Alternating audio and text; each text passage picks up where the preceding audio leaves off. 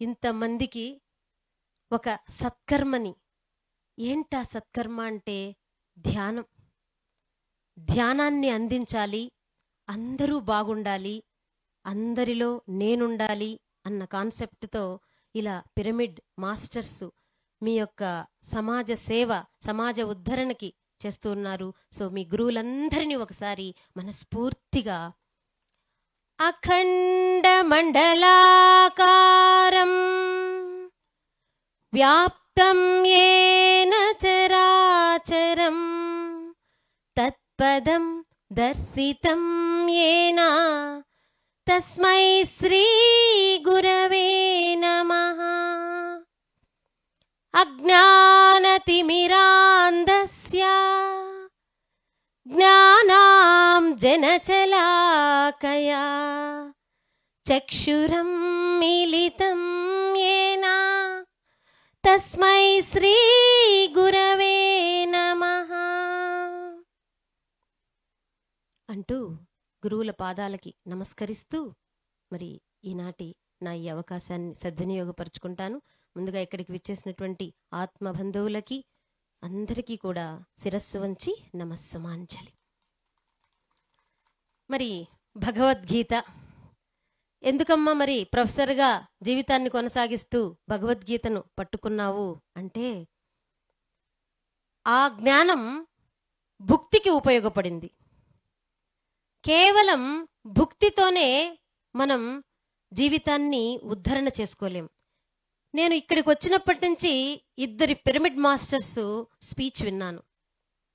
వాళ్ళ యొక్క ఆత్మవిశ్వాసానికి జోహార్లు. ఏంటి వాళ్ళు అంత ఆత్మవిశ్వాసంతో జీవితాన్ని ఇంత ధైర్యంగా కొనసాగిస్తున్నారు? ఆ జ్ఞానమే భగవద్గీతలో అంతర్గతంగా ఉంది. ఇంకా నాకు 4-5 ఏళ్ల నుంచి ఈ పిరమిడ్ సొసైటీ వాళ్ళతో పరిచయం తెలుసు, కానీ ఎప్పుడు ఈ ధ్యానం గురించి ఆలోచించేదాన్నే కాదు. మరి పిరమిడ్ ధ్యానంలోకి వెళ్ళిన ప్రతిసారి ఆ మాస్టర్స్ చెప్పే ప్రతి అంశము, ప్రతి జ్ఞానము భగవద్గీతలో అంతర్గతంగా ఉంది. ఏంటా ఈ మర్మమని పిఎంసి ఛానల్ని వీక్షించడం కూడా స్టార్ట్ చేశాను. పిఎంసి ఛానల్లో బ్రహ్మర్షి పితామహ పత్రిజీ గారు చెప్పేటటువంటి ప్రతి మాట భగవద్గీతలోని అంశమే. ఎందుకు భగవద్గీతను చేపట్టాలి? మనల్ని మనం తెలుసుకోవడానికి, అంతర్ముఖ ప్రయాణం చేయడానికి. అసలు ఈ ధ్యానం ఈ ధ్యానంలో జరిగేదే అంతర్ముఖ ప్రయాణం అని నేను తెలుసుకున్నాను. అంతేకాదు మా గురువు గారి ద్వారా 5125 సంవత్సరాల క్రితమే శ్రీకృష్ణ భగవానుడు కృష్ణ ధ్యానం మొదలుపెట్టి ఉన్నారు భగవద్గీతలో. 5వ అధ్యాయం కర్మ సన్యాస యోగంలో 24, 25 శ్లోకాలలో, 27, 28 శ్లోకాలలో చక్కగా ధ్యానం గురించి ఇంట్రడ్యూస్ చేస్తున్నారు. స్పర్శాన్ కృత్వా బహిర్బాహ్యాన్ చక్షుశ్చైవాంతరే భ్రువోః ప్రాణాపానౌ సమౌ కృత్వా నాసాభ్యాంతరచారిణౌ. ఇది ధ్యానం యొక్క ప్రాసెస్.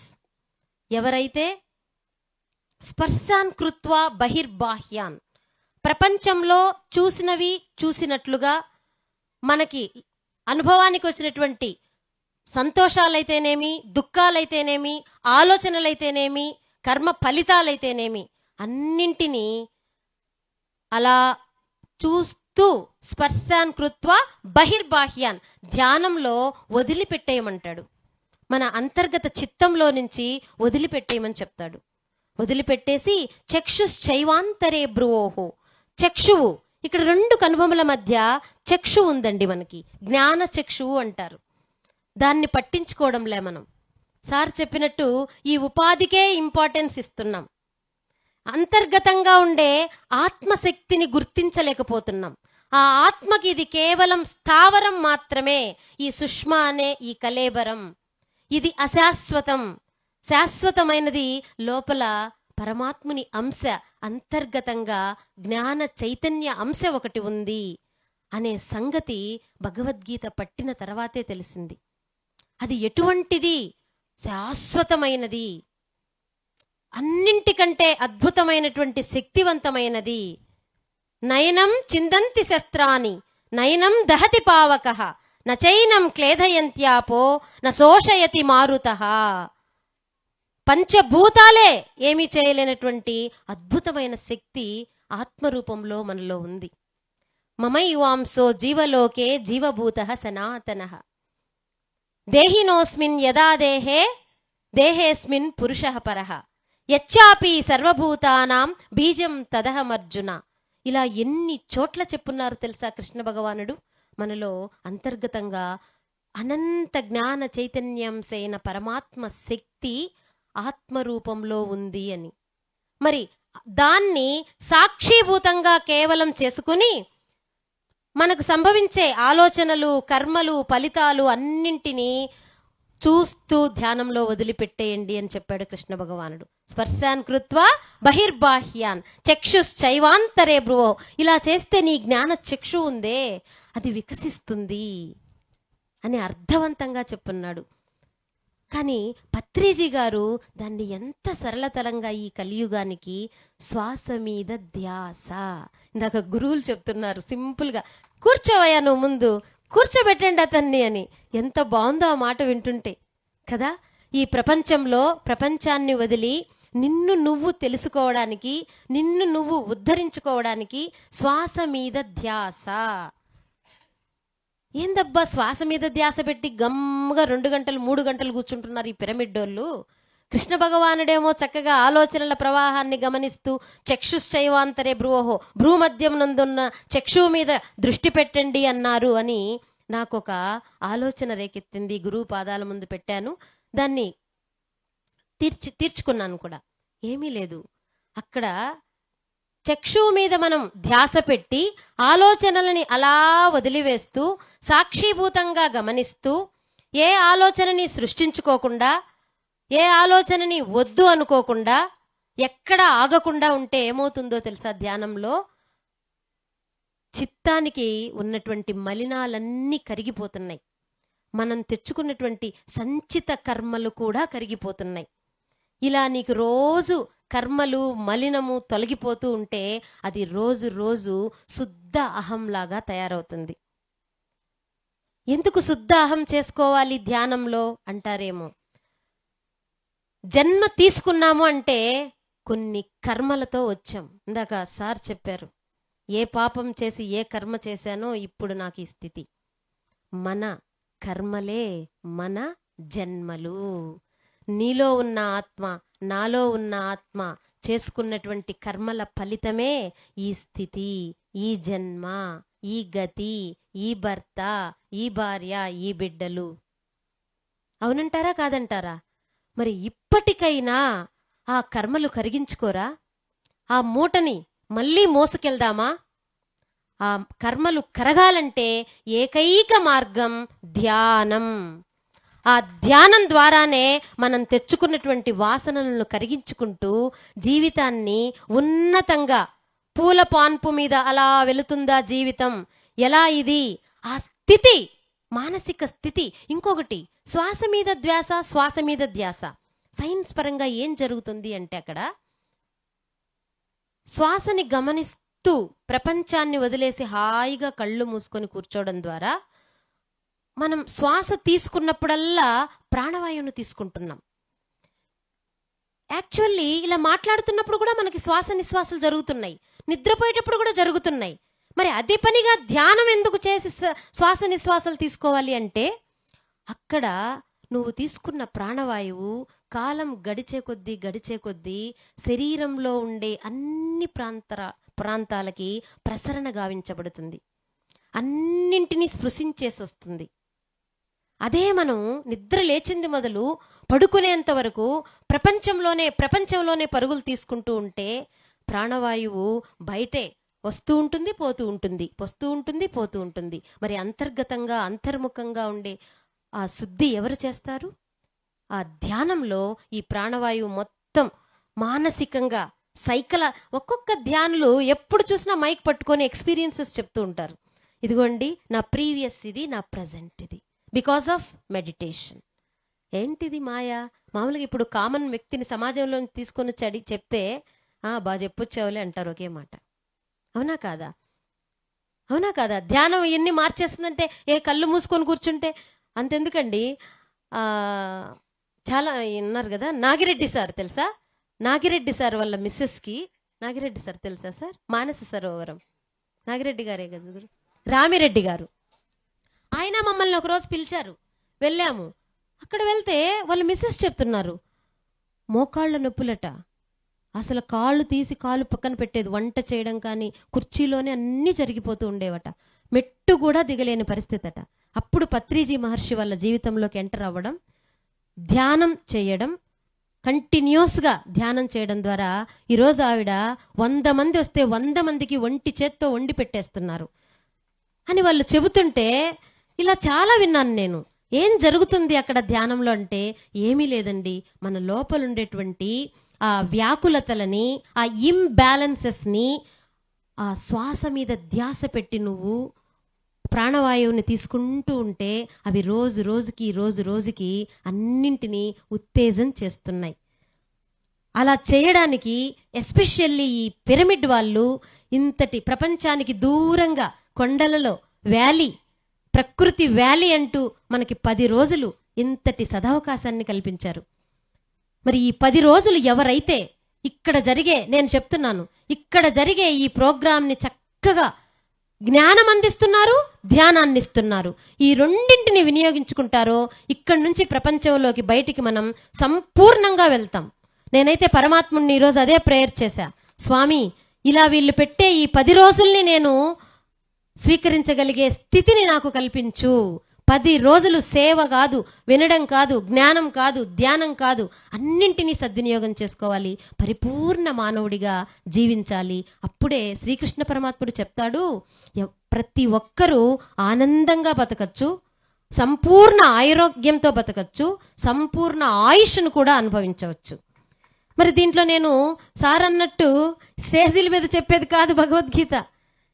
మాకు ఈ రాఘవయ్య సార్ కానీ వీళ్ళంతా ఏం చెప్తారు తెలుసా, మీ గురు శిష్యులకి సప్తాహం పెట్టాలమ్మా అని అంటుంటారు. ఇది అనంతం, ఇంత లిమిట్ లేదు. ఇది పరమాత్మ అనంతం అంటే అనంత జ్ఞాన చైతన్య అంశే ఇది. విశ్వమంతా వ్యాపించి ఉంది. ఇక్కడ ఆది ఉంటుంది, మధ్య ఉంటుంది, అంతం ఉంటుంది అనేది లేదు. కానీ వ్యాస మహర్షి మన కలియుగ ప్రజల కోసం 18 అధ్యాయాల్లో ఎంతో గొప్పగా తీర్చిదిద్ది రాశారు. మరి అందులో నేను మచ్చు తినకగా మీకు ఒక అధ్యాయాన్ని అలా ఇంట్రడ్యూస్ చేస్తాను. ఫర్ ఎగ్జాంపుల్, మానవుడు దేంట్లో పుట్టాడండి? కర్మలతో పుట్టాడు. మన కర్మలే మన జన్మలు. ఆ కర్మలతో పాటు ఇంకా ఏం తీసుకొచ్చుకుంటామో తెలుసా? గుణాలు, వాసనలు. అర్థమైందా? ఏంటండి గుణాలు? ఇంతకుముందు మన జగపతిరాజు గారు అడిగితే అందరూ చేతులు ఎత్తారు భగవద్గీత ఉందని. మరి గుణాలు ఎన్నున్నాయండి? Very good. ఏం గుణాలు? సత్వ, రజ, తమో గుణాలు. మరి ఈ గుణాల గురించి కాసేపు మాట్లాడుకుంటే ఎవరెవరు ఎలా ఉన్నామనేది సెల్ఫ్ కరెక్షన్. ఇందాక ఒక మాస్టర్ కూడా చెప్పాడు, పత్రిజీ గారు, సెల్ఫ్ రీడింగ్ చెయ్యి, సెల్ఫ్ లవ్. సెల్ఫ్ లవ్ ఎంత బాగుందో ఈ పాట. నిన్ను నువ్వు ప్రేమించు, నిన్ను నువ్వు పట్టించుకో, నీలోకి నువ్వు ప్రవేశించు, ఏంటి నీ స్థితి తెలుసుకో, తరువాత నెక్స్ట్. అలా ఉందా ఇప్పుడు సమాజం? I love you ever and for ever, నువ్వు లేకుంటే నేను లేను. ఆ పిల్లగాని రిజెక్ట్ చేసిందంటే సూసైడ్, దేవదాస్ అయిపోతారు, సూసైడ్లు అయిపోతున్నారు. ఎందుకయ్యా అంటే ఆత్మజ్ఞానాన్ని బోధించే ఈ గ్రంథం అటకెక్కి కూర్చొని ఉండడం వలన, ఇందాక సార్ చెప్పిన సూసైడ్ అటెంప్ట్స్ కూడా, పిల్లల్ని తగలబెట్టడం, ఎంత దౌర్భాగ్యం ఈ జ్ఞానం లేకపోవడం వలన. అందుకే మా ట్రస్ట్, మా తపన, మా గురువుగారి తపన, మేము సమిదలం అంతే. సరే, ఆ గుణాలలో ముందు తమో గుణం గురించి తెలుసుకుందాం. తమో గుణం అంటే ఎలా ఉంటుంది అంటే సోమరితనం, వాయిదా వేసే మనస్తత్వం, అలసత్వం, చేసుకోవచ్చులే, ఎప్పుడు నిద్ర, కడుపు నిండా తినడం, ఇంకా ఎప్పుడు వాడు కర్మలు చేసేది, కరిగించుకునేది, జీవితాన్ని ఉద్ధరించేది. ఇలాంటి వాళ్ళు ఎవరికైనా ఉపయోగపడతారా? సమాజానికి పోనీ వాడు కుటుంబానికైనా ఉపయోగపడతారా? మరి ఇలాంటి గుణాలతో ఉండేవాళ్ళు తమో గుణస్థులు అంటారు. వీళ్ళు తెచ్చుకున్న కర్మలను కరిగించుకోరు సరికదా, ఇంకా కర్మలన్నీ అంటే మన కర్తవ్యాలను మనం చక్కగా నిర్వర్తించలేదనుకోండి, తప్పించుకొని తిరిగామనుకోండి, అది ఇంకొక వాసన యాడ్ అవుతుంది. అదే భగవద్గీతలో ఉండేది. అప్పుడు నువ్వు తెచ్చుకున్న మూట ఏమవుతుంది? పెరుగుతుంది. లగేజ్ పెరిగితే ప్రయాణం ఎలా ఉంటుంది? కష్టం ఉంటుంది. అడుగడుగునా ఆటంకాలే. వాడి సంకల్పాలు సిద్ధించవు. ఏమి తలచినా జరగదు. ఎక్కడ వేసిన గొంగలి అక్కడే ఉంటుంది. ఇలాంటి వాళ్ళు సమాజానికి పనికిరారు, ఇంటికి పనికిరారు, వాడికి వాడే పనికిరాడు కదా. వీళ్ళు తమోగుణస్తులు. వీళ్ళు నెక్స్ట్ జన్మ ఏం తీసుకుంటారో తెలుసా? వీళ్ళు మరణిస్తే దేహాన్ని చాలించిన తర్వాత అధమ జన్మలు పొందుతారు. పక్షులుగా, పిల్లులుగా, చీమలుగా, కీటకాలుగా, లేదంటే అంగవైకల్యంగా, ఒకరి మీద డిపెండెన్సీగా, నరకయాతన, బ్రతికుండగానే నరకయాతన అనుభవించే జన్మలు జన్మిస్తారు. కాబట్టి ఇది తమోగుణం. నెక్స్ట్ రజోగుణం ఉంది. వీళ్ళు ఎలా ఉంటారో తెలుసా? నేనే పలానా, అహంకారం, మిడిసిపాటుతనం, నేను పట్టిన కుందేలికి 3 కాళ్ళు అని వాదన. 4వ కాలు ఎక్కడుందండి? ఏంటి ఆలోచిస్తారు? Hello my dear pyramid masters, very good. ఒకసారి క్లాప్స్ కొట్టండి ఆవిడికి. ఎక్కడుంది 4వ కాలు? వాడి చేతిలో ఉంది. ఒక కాలు పట్టుకొని ఇట్ట ఏల తీశాడు. తీస్తే కింద ఎన్ని కనపడుతున్నాయి వాడికి? 3. ఈ కుందేలుకు 3 కాళ్ళు, నేను చెప్తున్నాను వినండి అంటున్నాడు.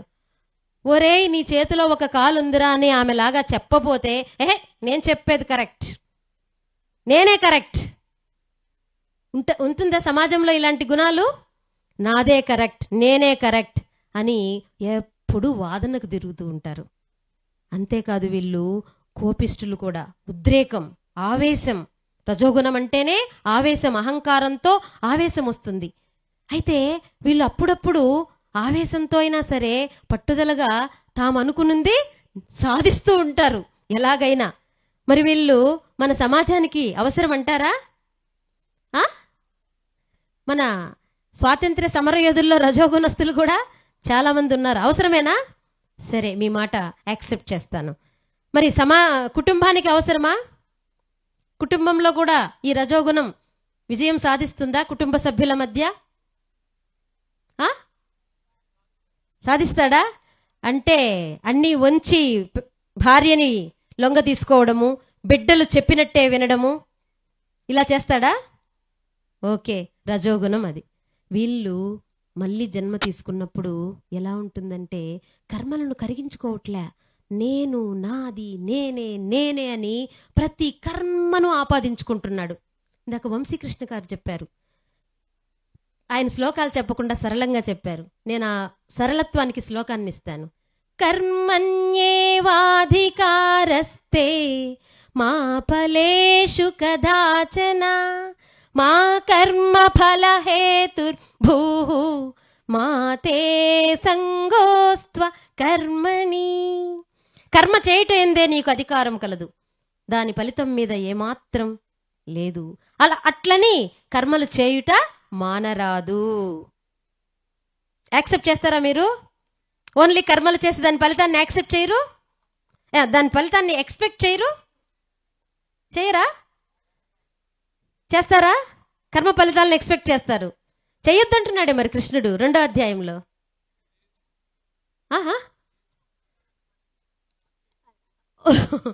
ఇప్పుడు చేస్తారనమాట మీరు కర్మ. సరే, నేను ఈ ఒక క్వశ్చన్ అడుగుతాను, చెప్పండి మీరే. కర్మ చెయ్యి, కర్మ ఫలితాన్ని నాకు వదిలేసేయి అన్నాడు. ఎవరండి ఈ మాట అనింది? వద్దులే, ఆయన అవతారం పరమాత్ముడు. ఏమండి భగవద్గీత చెప్పింది పరమాత్ముడు, కృష్ణావతారంలో చెప్పాడు. కృష్ణుడే భగవంతుడని ఎక్కడా లేదు, పరమాత్ముడు. ఓకేనా? వసుధైక కుటుంబంలో ఇదంతా వసుధైక కుటుంబం. సరే, మీరు యాజ్ ఎ పేరెంట్ సార్, మీరు మీ పిల్లలు ఉన్నారు సార్, 6-7 ఇయర్స్ రన్నింగ్ జరుగుతుంది. అప్పుడు మీ ఇంటికి మీ చెల్లెళ్ళు, మీ భార్య, తమ్ముళ్ళు, అన్నదమ్ముళ్ళు, మేనమామలు వస్తూ ఉంటారు, పోతూ ఉంటారు, బర్త్డేస్కి అలా.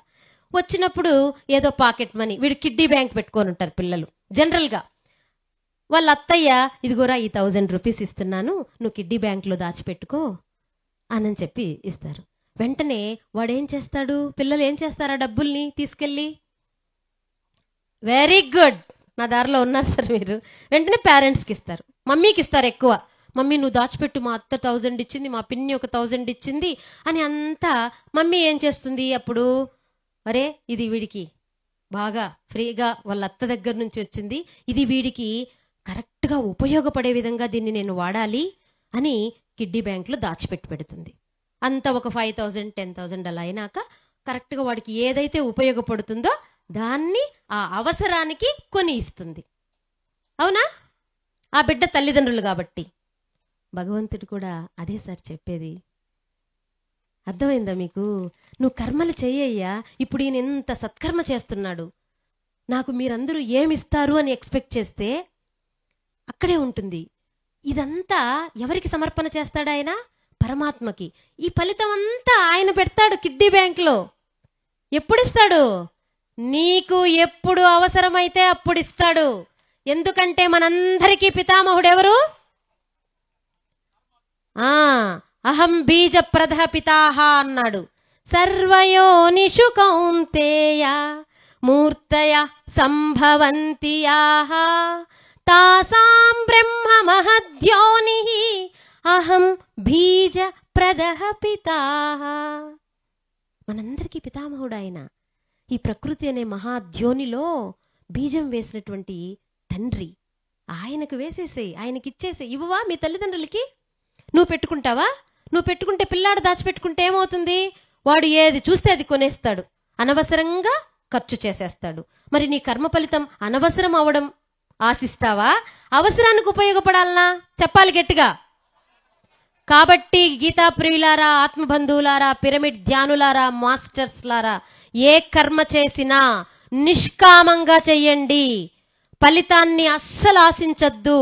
శరణాగతి తత్వంతో చేయండి. ఈ కర్మ నాకు అందింది అంటే it is directly given by God. ఈ కర్మను నేను ఎలా చేయాలి? ఫలితాన్ని ఆశించలేదు కదా, ఏదో వచ్చామలా పోయినామా చెప్పామా అన్నట్టు కాదు. నీ డ్యూటీని బ్యూటీగా చెయ్యి, అప్పుడే ఫలితం ఎక్కువ వస్తుంది. అలా ఇలా చేసావంటే కాసంత వస్తుంది. అవునా కాదా? ఇది రజోగుణం నుంచి ఎక్కడికి వెళ్ళిపోతున్నాం మనం? ఇదే భగవద్గీత గొప్పతనం. రజోగుణంలో కర్మలని ఎప్పుడూ ఆశించకూడదు. రజోగుణం పనికిరాదు. మళ్ళీ నువ్వు కర్మిష్ఠుల ఇళ్లలో పుడతావు, జన్మలు కర్మిష్ఠుల ఇళ్లలో తీసుకుంటావు. ఓకేనా? సత్వగుణానికి వెళ్దాం. వీళ్ళెవరు తెలుసా? ఇల్లే ఈ మహానుభావులు. ప్రేమ, దయ, కరుణ లక్షణాలండి. ఆప్యాయత, కమిట్మెంట్, హానెస్టీ, ఇచ్చిన మాటకు కట్టుబడి ఉండడం, ఇవన్నీ సత్వగుణస్థుల లక్షణాలు. ఈ సత్వగుణస్థులు మరి సమాజాన్ని ఉద్ధరణకి ఉపయోగపడతారా? 100కి 100%. మరి కుటుంబానికి ఉపయోగపడతారు, వారిని వారు ఉద్ధరించుకుంటారు. ఫర్ సపోజ్ మనము భార్యాభర్తల్ని తీసుకుందాం. ఈ సృష్టికి మూలం వాళ్ళేక తల్లి తండ్రి. సో భార్యాభర్తలలో ఒకరు భార్య తమోగుణస్థురాలై భర్త తమోగుణస్థుడై ఉంటే ఎలా ఉంటుంది వాళ్ళ కుటుంబం? సార్, అధోగతి పాలి. ఎక్కడ వేసిన గొంగలి అక్కడే ఉంటుంది. డెవలప్మెంట్ ఉండదు, పిల్లల డెవలప్మెంట్ ఉండదు, ఏమీ ఉండదు. సరే, ఒక భార్య తమోగుణస్థురాలై భర్త రజోగుణస్థుడైతే గొడవలా? తమోగుణస్థురాలు గొడవ పడుతుందా? అరుచుకో, నువ్వు ఒక కుక్క అనుకుంటుంది, హాయిగా తిని కడుపు నిండా తిని పడుకుంటుంది. తమోగుణస్థురాలు కదా. వీడు ఎలా? రోజు అరుచుకోవాల్సిందే, రోజు కోపమే, ఎప్పుడు పడుకుంటావు, ఏమీ చెయ్యవు. ఆ పక్కింటి ఆవిడ చూడు ఎంత చక్కగా అన్నీ వేసి ముగ్గులు వేసి పొద్దున్నే ఆఫీస్కి వెళ్ళి వస్తుంది అని రోజు బాధపడాల్సిందే. వీడు ఏమీ లాభం ఉండదు. వాడి అరుపులకి ఏదో ఒక రోజుకి మారుతుందేమో. అవునా? అలా కాకుండా ఇద్దరు రజోగుణస్థులైతే ఇమాజిన్, ఊహించుకోండి. ఇందాక సార్ చెప్పిల్లా, తపేలాలు ఎగిరిపోతాయి ఢూమ్ ఢామ్ అని. రోజు ఆ ఇంట్లో నుంచి అరుపులు, పెద్ద పెద్ద ధ్వనులు, శబ్దాలు, చుట్టుపక్కల వాళ్ళు తలుపులు వేసుకుంటారు. మరి బిడ్డలకి మంచి ఫ్యూచర్ ఉండదు తల్లిదండ్రులు అలా ఉంటే. అవునా కాదా? మరి ఒకరు సత్వగుణం, ఒకరు రజోగుణం ఉంటే ఎలా ఉంటుంది? ఆ సత్వగుణస్తురాలు నిదానంగా రజోగుణస్తుణ్ణి ప్రేమతో మార్చుకుంటుంది. అలా కాకుండా ఇద్దరు సత్వగుణస్తులైతే ఏంటి గురుజీ అది? ప్రేమయాత్రలకు బృందావనము నందనవనము ఏలనో అని అనుకుంటూ భార్యాభర్తలు చిలకా గోరింకల్లాగా ఉంటారు. సో మనలో ఏ గుణం ఉందైతే? సత్వగుణం ఉంది అందరిలో, తమోగుణం ఎవరిలో లేదా? అబ్బో, రజోగుణము మీకు ఒక విషయం తెలుసా? అన్నీ ఉన్నాయి. గుణాలతోనే మనం జన్మం తీసుకున్నాం. అయితే ఈ గీతా జ్ఞానం ద్వారా ఏం చేసుకోవాలంటే ఏ గుణాన్ని కరగదీసుకోవాలి, ఏ గుణాన్ని డెవలప్ చేసుకోవాలి. ఈ ప్రాసెస్ కూడా మనకు సహకరించేది చెప్పాలి గట్టిగా, ధ్యానం. ధ్యానంలో ఏం జరుగుతుందో తెలుసా? గుణాలు కరిగిపోతాయి. నువ్వు రోజు ధ్యానం చేసే కొద్దీ ఒక తామర పుష్పు వికసించినట్లు నీ ముఖార విందం ఎప్పుడు చిరునవ్వుతో కనపడుతూ ఉంటుంది. ఆనందంగా ఉంటావు, నిత్య సంతుష్టుడు అవుతావు, ద్వంద్వాలకు అతీతంగా ఎదుగుతావు. పరమాత్మ స్థితి అంటే ఏంటి? ఈ గుణాలకి అతీతంగా ఎదగాలి. గుణానేతాన్యతీత్యర్థీన్ దేహీ దేహ సముద్భవాన్ జన్మ మృత్యు జరా దుఃఖైః విముక్తోమృతమస్నుతే అన్నారు 14వ అధ్యాయంలో శ్రీకృష్ణ భగవానుడు. సత్వగుణంలో కూడా ఆగిపోమన్నాడు, ఆగద్దన్నాడు. గుణానేతాన్యతీత్యర్థీన్, తమో గుణాన్ని రజోగుణాన్ని కరిగించుకుంటూ సత్వగుణానికి వెళ్ళి సత్వగుణం నుంచి కూడా అధిగమించమంటున్నాడు. ఎందుకు అంటే సత్వగుణంలో ఒక రోజుకి ఏమవుతుందంటే మనల్ని సమాజం రోజు పొగుడుతూ ఉంటుంది, ప్రశంసలిస్తూ ఉంటుంది. ఈ ప్రశంసలు, ఈ అభినందనలు ఏమవుతాయి తెలుసా? మనల్లో మళ్ళీ అహంకారాన్ని సృష్టిస్తాయి. నేను అక్కడికి వెళ్ళబట్టి నన్ను ఫలానా, ఈ రజోగుణం మళ్ళీ ఎంటర్ అవుతుంది. కాబట్టి దాన్ని అలా పెట్టుకోవాలంతే, దాంట్లోనే ఆగిపోకూడదు, దానికి కూడా అతీతంగా ఎదగాలి. మానవమానయోస్తుల్యః తుల్యో మిత్రారిపక్షయోః సర్వారంభ పరిత్యాగి గుణాతీత స ఉచ్యతే. మానాన్నైనా, అవమానాన్నైనా, నిందనైనా, స్తుతినైనా, సుఖాన్నైనా, దుఃఖాన్నైనా సమత్వంగా స్వీకరించగలిగేటటువంటి స్థితి. ఈ స్థితికి భగవద్గీతలో ఒక పేరుంది, స్థితప్రజ్ఞుడు. అర్థమైందా? మరి ఇందాక గుణానేతాన్యతీత్యర్థీన్, ఈ 3 గుణాలకు అతీతంగా ఎదిగినప్పుడు దేహీ దేహ సముద్భవాన్, ఇది దేహం అండి. లోపల అంతర్గతంగా ఉండే ఆత్మనేమంటారు? దేహి అంటారు. ఈ దేహాన్ని నువ్వు ఎంత చక్కగా రోజు 3 పూటల తింటూ, 3 పూటలేంటి, వీలైతే ప్రోటీన్స్ ఫుడ్ అని సాయంత్రం స్నాక్స్ కూడా పెట్టాము. ఈ మధ్య మేము చిన్నప్పుడు లేవు. సాయంత్రం అయిందంటే స్నాక్స్, టీలు, ఇలా పోషిస్తున్నావే. మరి అంతర్గతంగా ఉండే నీ దేహిని ఏమైనా ఒక్కసారైనా పట్టించుకుంటున్నావా అని మనం సమాజాన్ని ఒక్కసారి ప్రశ్నిస్తే ప్రశ్నార్థకమే వాళ్ళ మొహాలల్లో. మరి లోపలుండే దేహికి ఏం పెట్టాలండి? దేహానికి ధాన్యం పెడుతున్నారు సార్, చక్కగా పుష్టిగా బలంగా తయారవుతున్నాం. మరి దేహికి వెరీ గుడ్. దేహానికి ధాన్యం ఎంత ముఖ్యమో దేహికి ధ్యానం అంత ముఖ్యం అని చెప్తారు పత్రిజీ మహర్షి. సో ఇలా ఈ 3ంటికి ఎదిగి లోపల ఉండే దేహిని నువ్వు ఏ రోజైతే పట్టించుకుంటావో అప్పుడు ఏం జరుగుతుందో తెలుసా? జన్మ మృత్యు జరా దుఃఖైః. జన్మ బాధ, మృత్యు బాధ, దుఃఖాలు అన్నింటి, జర ముసలితనపు వ్యాధులు, వ్యాకులతలు, బాధలు అన్నింటి నుంచి విముక్తైః, విముక్తుడివవుతావు. జన్మ మృత్యు అంటే మన మానవ జీవితమే దుఃఖాలయం, అశాశ్వతం. మనకు అడుగడుగునా మృత్యు భయమే. నాకు ఫస్ట్లో భగవద్గీతకు రాకముందు మృత్యు అంటే భలే భయంగా ఉండేది. ఇప్పుడు నేను మృత్యుకు ఒక డెఫినేషన్ నేర్చుకున్నా. చెప్పమంటారా? Death is not a punishment, death is a promotion. కాదంటారా? అవునంటారా?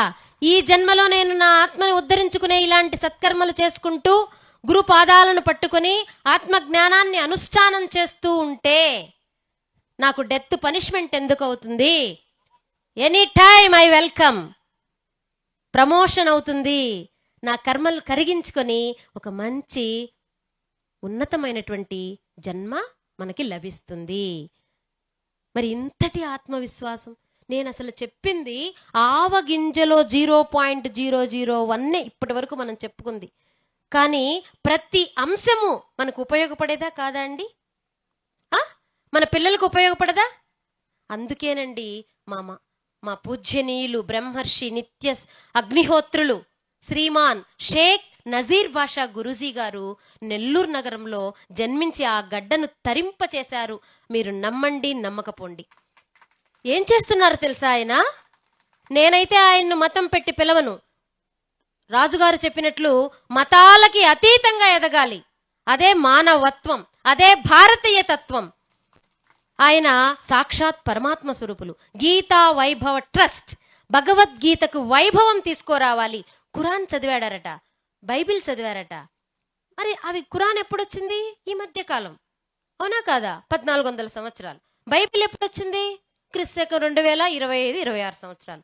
5125 సంవత్సరాల క్రితం ద్వాపర యుగవంతంలో చెప్పినటువంటి శ్రీకృష్ణ భగవానుడు చెప్పిన భగవద్గీత అందులో ఏముందో అని తొంగి చూశారట. ఆ చూసి అందులో ఉన్న తత్వాన్ని, ఆ తత్వమే మహమ్మద్ ప్రవక్త గారు ఖురాన్లో పెట్టారు. ఇక్కడ చూస్తే యేసు ప్రభు గారు దానిలో పెట్టారు. కానీ ఈ గ్రంథాలన్నింటికీ మూలం, వేదాల ఉపనిషత్తుల సారం ఈ భగవద్గీత. ఇది అపౌరుషేయం, ఇది ఒక శాస్త్రం. దీన్ని మనం పాటించాలి. నేను భారతీయుణ్ణి అని ఈవెన్ ముస్లిమ్స్ కూడా చెప్తాడండి. ఖురాన్ నేం తప్పుపట్టడు. ఇదే ఇక్కడి నుంచి ఖురాన్ వచ్చింది అంటారు. ఇదే మూలము, దీన్ని పట్టుకొని అంతటితో ఆయన ఆనందపడలా. ఆయన కుటుంబానికో ఆయన బంధువులకో చెప్పుకొని వదిలిపెట్టట్లే. ఒక మందిరం, ఇల్లు కట్టుకున్నాడు, మందిరం పెట్టేసుకొని ఆ మందిరంలో చిన్న పిల్లల నుంచి, ఆయన స్టేట్ బ్యాంక్ మేనేజర్గా రిటైర్ అయ్యారు, పెద్ద పిల్లల వరకు భగవద్గీత చెప్పుకుంటూ వచ్చారు. ఆ పరంపరలో భాగంగా మా అమ్మగారు చెబితే అయిష్టంగా వెళ్ళా నేను ఆయన దగ్గరికి. సార్ అన్నట్టు హిందువులు చెప్పకుండా ఏంది ఇది మరి చిత్రం అని అయిష్టంగా అడుగు పెట్టా నేను. అటువంటి నన్ను ఫస్ట్ రోజు బ్రహ్మోపదేశం క్లాస్కే పాదాలు కడిగి నీళ్లు చల్లుకున్నా. అంతే. నాకు మతం అస్సలు కనపడలే. అహింస అది. అంతేకాదు అతను శాకాహారి, సంపూర్ణ శాకాహారుడు. ఎక్కడ సాధ్యం ఇది ఆ మతంలో? ఎక్కడ సాధ్యం ఆ మతంలో? నిద్ర లేస్తే వాళ్ళకి అదే ఆహారమే. మరి ఆయన ఇంకా ఏం చేస్తున్నాడంటే, నాలాంటి ఎంతో మంది గురువులను తయారు చేసి ప్రతిరోజు మాఘశుద్ధ పౌర్ణమి రోజు జరిగేటటువంటి గీతా జయంతిని నాడు, దానికి ముందు ఒక నెల మా వాళ్ళు ఇంకా 2 వచ్చున్నారు, శ్రీమతి మల్లీశ్వరి గారు అండ్ గీతా పద్మజ గారు. ఇలా 200 మంది శిష్యుల్ని తయారు చేశారు మహానుభావులు. మేమేం చేస్తున్నాం తెలుసా?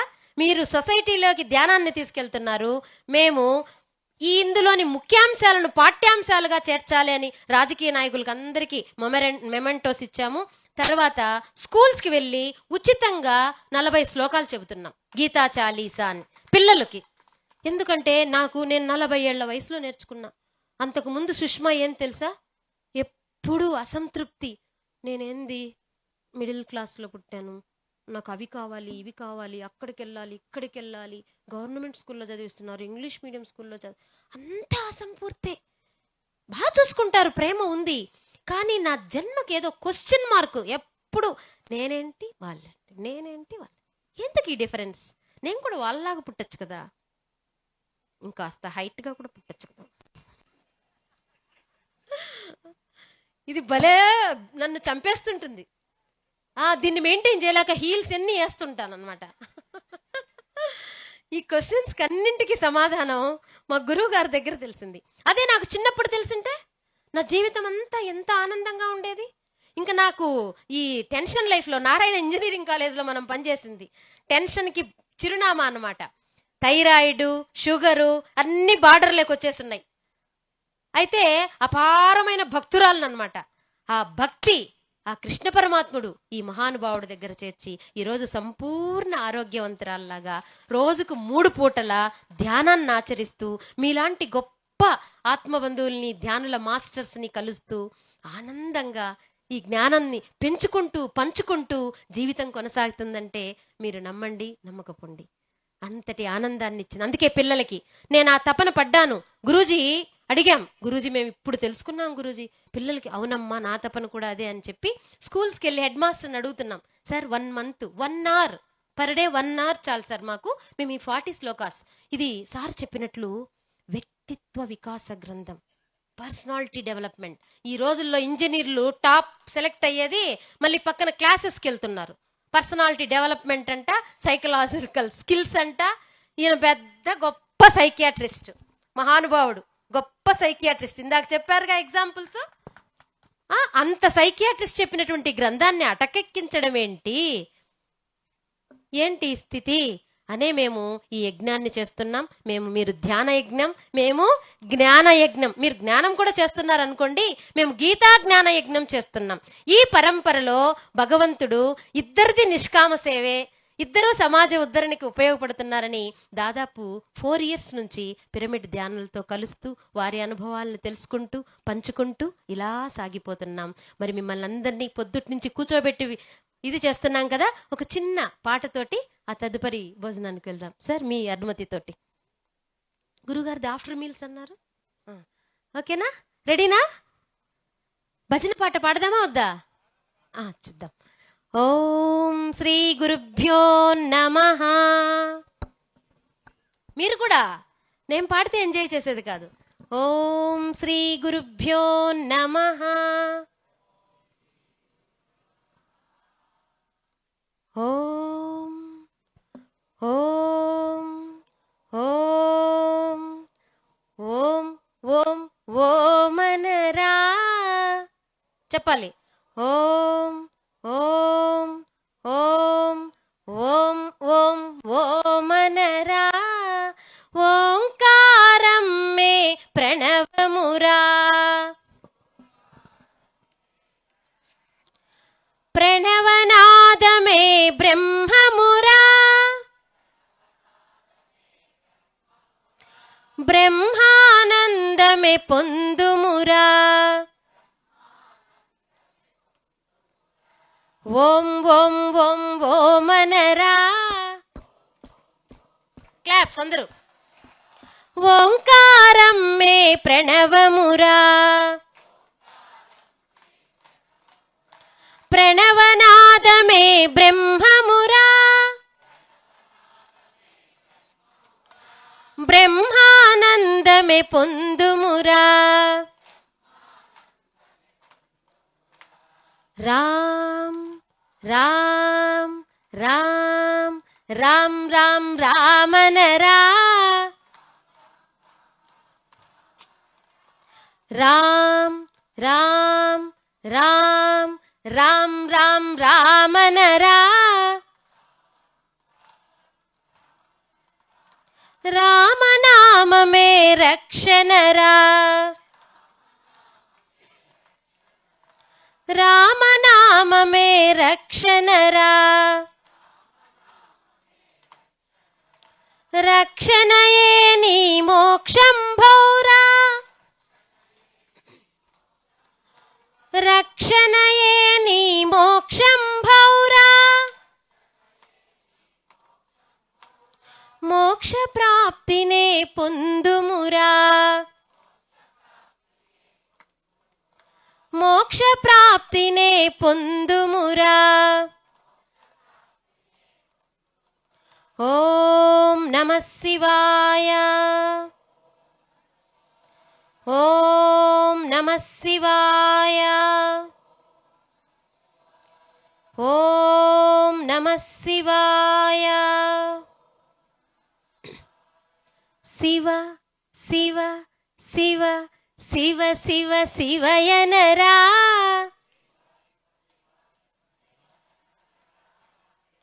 శివ శివ శివ శివ శివ శివయనరా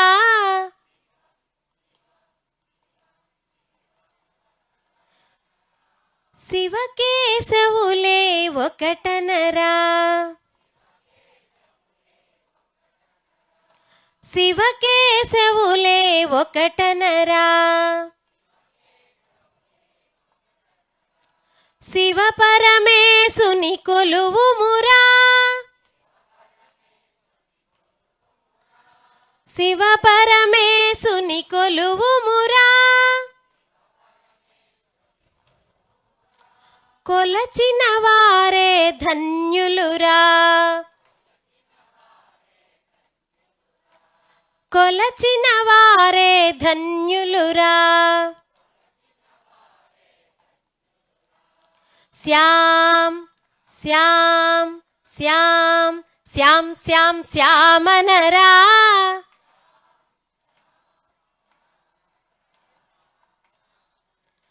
శ్యాం శ్యాం శ్యాం శ్యాం శ్యాం శ్యామనరా